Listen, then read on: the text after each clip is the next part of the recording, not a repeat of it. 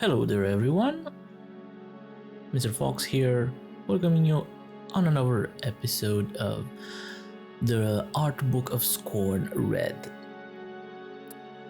Today's chapter is The Crater.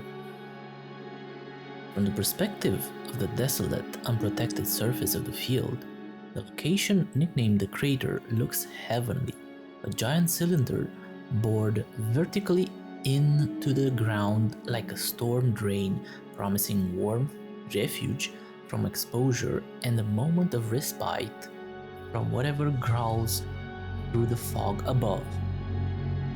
Who could possibly have predicted that it would soon reveal itself to be a perilous descent into horrors untold? A plunging central drop of stomach-churning depths crisscrossed with suspended walkways. The crater's outer walls are woven with hallways. Exact windows are spread throughout the surface, pockmarking the circumference at heights of pleasing irregularity. The source of this location's malignancy comes into the distended shape of a resident queen monster. She sits at the base of the pit and churns out young at machine gun pace to transform the potential shelter into a near inescapable feeding pit. To the right, we have layered buildups of corrupted tendrils indicate large volumes of crater creatures have traveled to certain paths. It's a device that can be used to foreshadow encounters and instill dread. And below, the narrow bore and 360-degree ribbed surfaces make craters spelunking feel like journeys through tracheas and esophagi.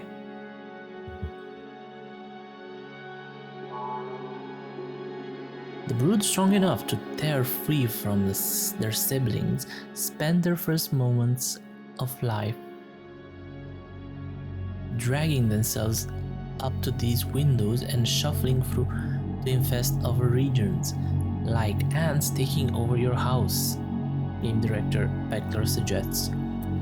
If so, they're ants by way of snails, leaving trails of organic residue to infect every surface. This queen and her spawn are examined in more detail elsewhere at page 124. However, and shouldn't detract from the levels of care poured into the design of the location itself. Those aforementioned blighted surfaces are designed with extraordinary detail. Chitinous columns buttress the curved walls like the legs of cyclopean locusts.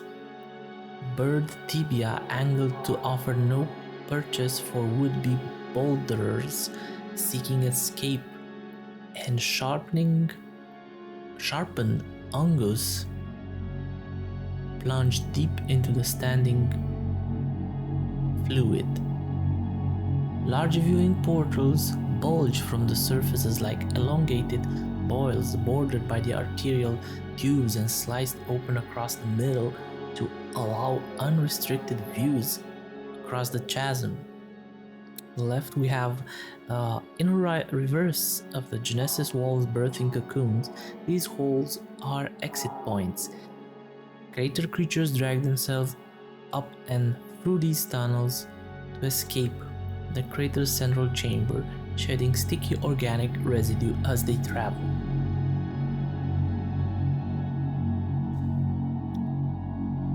Below we have this location's function is one of a giant maternity ward for the monster queen, but any uterine system parallels you may spy are unintentional and purely down to interpretation.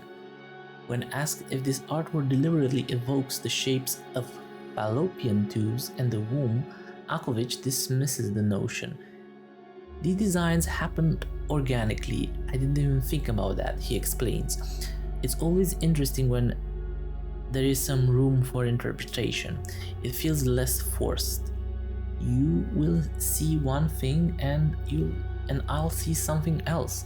That's fine. It's nice when your subconscious kicks in and you question yourself. I am seeing this thing. Is it just me? A consistent rule across Scorn's structural design philosophies is one of hard surfaces encasing organic matter. Common Western architecture is often predicated upon the ideas of solid, load-bearing material, brick or stone, being covered and coated in paint or in softer, more aesthetically pleasing materials. Ironically, like the human body, a hard skeletic structure of bone wrapped in softer, more appealing casing. In Scorn, the inverse applied. Embankments of organs and cartilage form the bulk of a structure's strength, which, with the outer casing serving to just regulate its shape like an exoskeleton. And above we have the control rooms and monitoring station feature wide open viewing portals to wordlessly signpost upcoming locations of significance.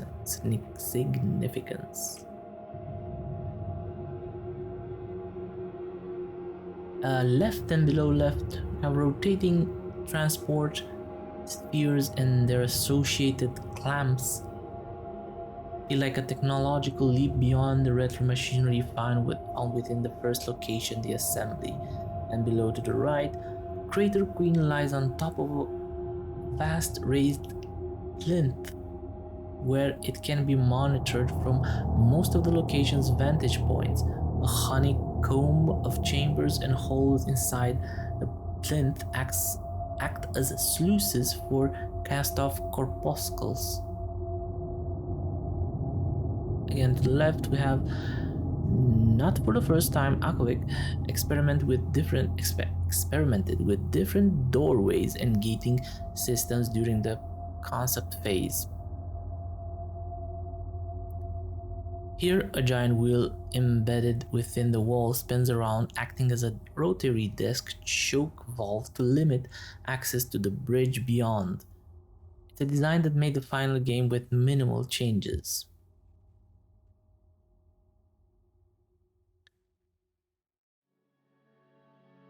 So, it is that huge columns outwardly feature more mechanical and industrial components and hard flooring acts like upturned steel cable trays to keep thick foundational cylinders of muscular cabling in check, but more biological characteristics reveal themselves as you search beneath the surface and delve into passages.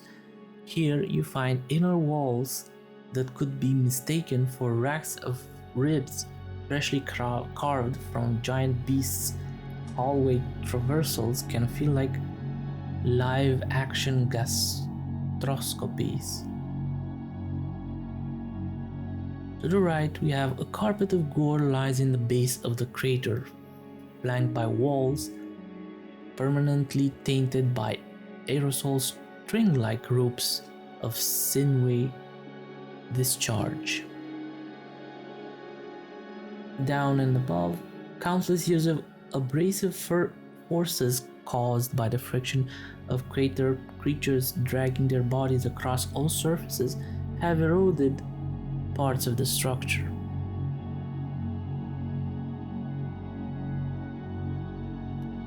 Below, wide tunnels with shallow ceilings make for claustrophobic design, a characteristic enhanced by hanging tendrils of creature viscera that dangles at face height.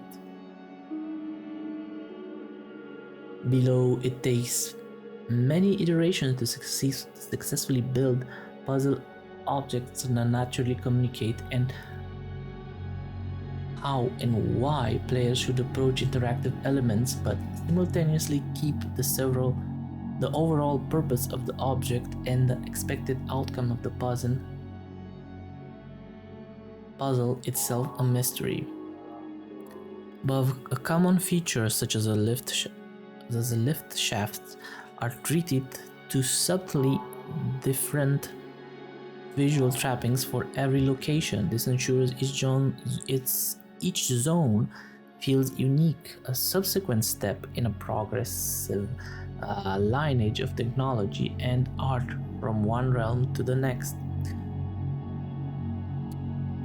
Despite this, the team avoided any explicit allusions to specific organic systems, with Alkovich's concepts existing to capture mood and establish themes rather than draw direct parallels with known quantities.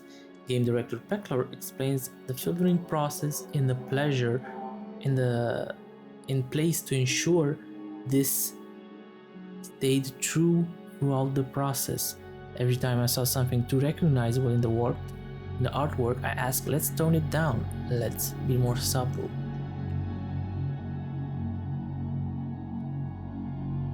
Above the inner chamber of the hollow crater queen bed is caked with suffocating clouds of afterbirth and cords of flesh scraped from newborn spawn. Again, to the left above, items, objects, and even entire structures rarely exist in isolation.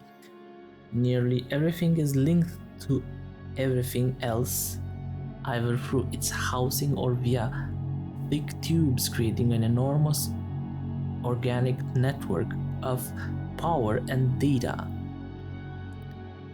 Above to the right, miles upon miles of thick, fluey meat cables run beneath the flooring. Below to the right, the curvature of side tunnels ratchets up the tension by obscuring what lies ahead. And that concludes the current chapter. Thank you everyone for listening. See you in the next episode with the chapter Polis. Mr. Fox is signing off. Bye!